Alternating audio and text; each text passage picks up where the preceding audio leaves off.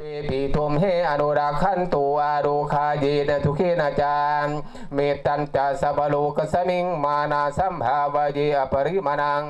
อุทังอัตโธจติริยันจะสัมบาทังอเวรังอสัพตังเตปิทุมเฮอนุราคันตุอาโรคาเยนะทุเคนะจามเมตัญจะสัพโลกสมิงมานาสัมภาวะเยอปริมานังแต่นี่ภาพเก่าๆจังซั่นที่มันเคยมีปัจจุบันนี้มันบ่สามารถจะ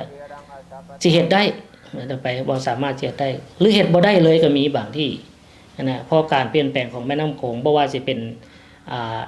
โตน้ำเองนะที่เคยใสสะอาดที่เคยคือเก่ามันบ่แม่นแล้วนะ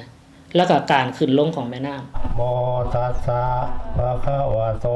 อะระหะโตสัมมาสัมพุทธัสสะนะโมตัสสะภะคะวะโตอะระหะโตสัมมาสัมพุทธัสสะ